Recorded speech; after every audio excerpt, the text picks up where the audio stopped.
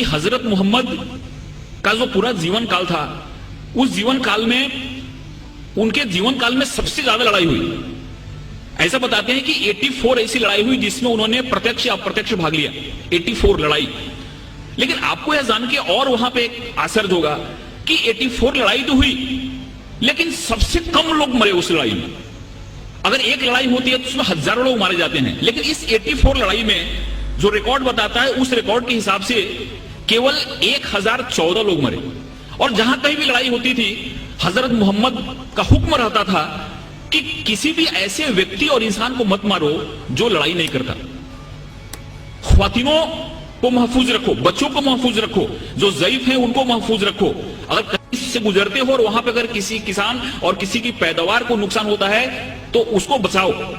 इसलिए 84 लड़ाइयां हुई और उन लड़ाइयों में केवल 1014 लोग मरे। दुनिया का सबसे बड़ा रिकॉर्ड है।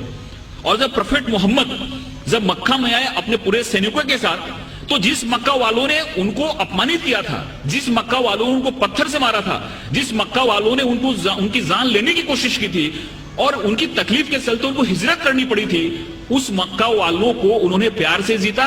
और वो मक्का की जो फतह थी, ऐसी फतह थी जिसमें खून का एक कतरा भी नहीं बना।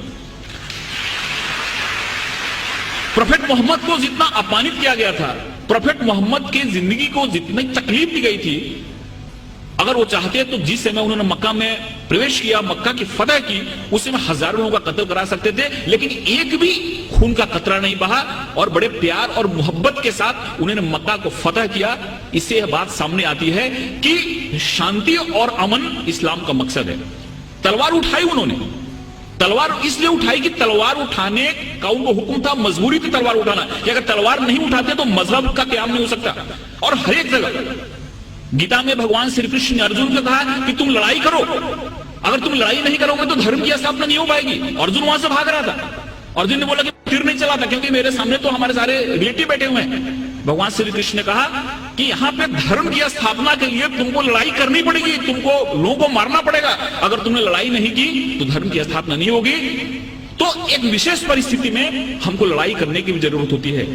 वैसे प्रोफेट मोहम्मद ने अगर लड़ाई करने की बात की तो वहां पे की जहां पे लड़ाई करना मजबूरी था, और वहां पे अगर लड़ाई नहीं होती तो शांति की स्थापना नहीं होती। इसलिए ये बात हमारे सामने आती है कि सबसे बड़ी जो बात है कि इस्लाम जहां जहां उन्होंने उनको जहां जहां वो लोगों को मार सकते थे, जहां जहां खून खराबा हो सकता था, वहां पे उन्होंने खून खराबा नहीं होने दिया।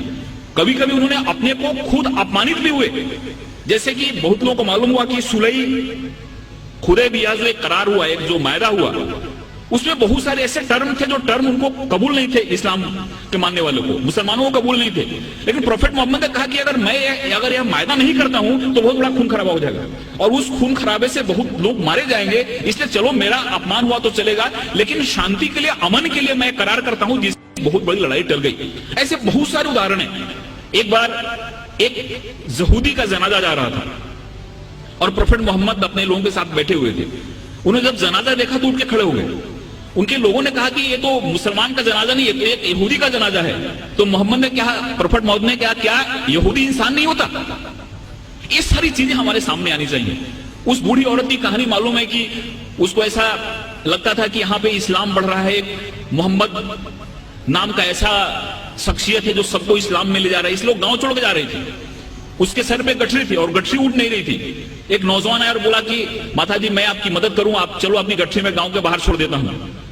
औरत ने उनको गठरी दी और वहां से नौजवान उस गठरी को अपने सर पे लिया और गांव के बाहर गया और बोला कि आप ठीक है, आप गठरी लो, अब जाओ। उस औरत ने पूछा कि कैसा नेक इंसान है जो अपने सर पे मेरी गठरी लेके जा रहा है। उसने पूछा कि तुम्हारा नाम क्या है? इन्होंने कहा कि मुझको मोहम्मद कहते हैं। जिसके डर से भाग रही थी वही इंसान उस औरत की गठरी को अपने सर पे ले जा रहा है और उसको मदद कर रहा है, और उसी दिन औरत इस्लाम में आ गई। जो औरत प्रोफेट मोहम्मद के सर पे हमेशा कचरा फेंका करती थी नमाज के जाते समय, रोज कचरा फेंकती थी उनके सर पे। एक दिन जब उसने कचरा नहीं फेंका तो मोहम्मद जब लौट रहे थे, प्रोफेट मोहम्मद, तो उन्होंने देखा और पूछा कि औरत कहाँ है? लोगों ने कहा कि वो बीमार पड़ी हुई है। वहां पे जाके उन्होंने उसकी तबीयत पूछी। उस औरत को लगा कि जिस इंसान को मैंने इतनी तकलीफ दी, जिसको इतना मैंने अपमानित किया, जिसके सर पे मैंने कचरा फेंका, वो कैसा इंसान है कि मैं मेरी तबीयत बिगड़ने पे मेरा हाल पूछने आ रहा है। और वहां पे इस्लाम उसने कबूल कर लिया। एक चीज लोगों के सामने आना चाहिए, ये जो तहम्मुल है, ये जो हमारी सहिष्णुता है, ये जो हमारा एक इंसानियत के प्रति प्रेम है, ये हदीस में और प्रॉफेट मोहम्मद की जो सुन्नत है, ये जब हमारे लोगों के सामने आती है तो हमको समझ में आता है। एक हमारे बहुत नजदीक के मित्र हैं जयपुर के, उनको कई बार मैंने मुशायरे के लिए बुलाया, उन्होंने दो चीजें मुझको बताई।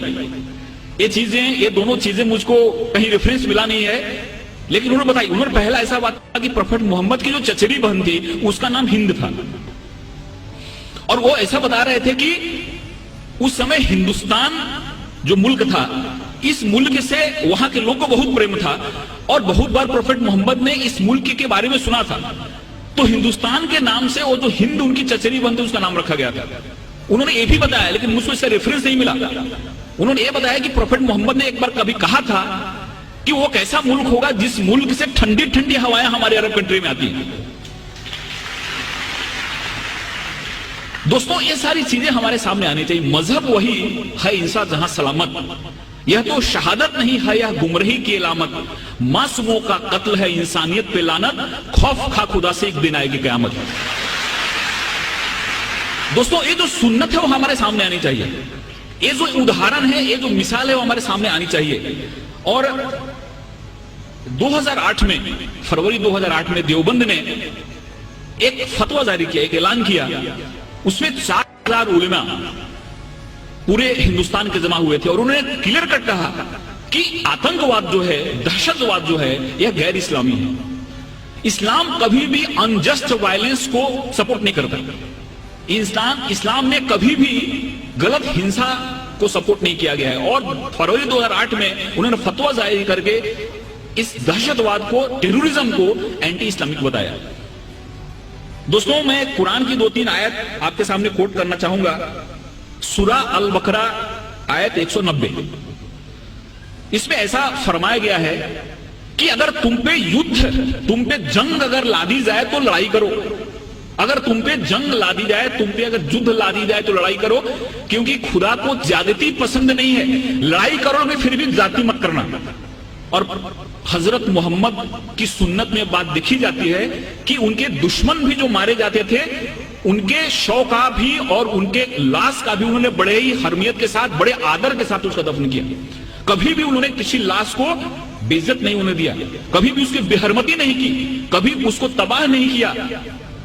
ये हमारी कुरान की आयत बताती है कि युद्ध उसी से करो जो तुम पे युद्ध लादता है, मजबूर करता है तुमको लड़ने के लिए, लेकिन फिर भी जाति मत करना, क्योंकि खुदा को जाति पसंद नहीं है। सूरा अल मायदा आयत 32, एक निर्दोष इंसान का कत्ल पूरी मानवता के कत्ल के बराबर है। इस आयत में फरमाया गया है कि अगर एक निर्दोष आदमी है, इनोसेंट आदमी है, अगर उस आदमी का कोई कत्ल कर देता है तो उसका कत्ल पूरी इंसानियत के कत्ल के लायक है। इसलिए कभी भी इस्लाम किसी भी निर्दोष और किसी भी बेगुनाह इंसान के कत्ल की कभी इजाजत नहीं देता। ये हमारे कुरान की बात कही गई है। सूरा बनी इजराइल आयत 33, किसी भी इंसान की जिंदगी खुदा की दी हुई है, इसलिए बिना किसी कारण, बिना किसी वजह किसी इंसान को तकलीफ देना, किसी इंसान को मारना गुनाह है, और खुदा इसके लिए सजा देता है। ऐसे बहुत सारी आयतें हैं जिन आयतों में हमको इस सामने बातें दिखती हैं कि इस्लाम ने हमारे सामने क्या पैगाम रखा, इस्लाम ने हमारे सामने क्या संदेश रखा। लेकिन कुछ ऐसी परिस्थितियां हुई जिसके चलते गलत मैसेज गया। एक बड़ी फेमस किताब है, किताब का आपने नाम सुना होगा, लाइफ ऑफ मोहम्मद, B.H. हैकल ने किताब लिखी है।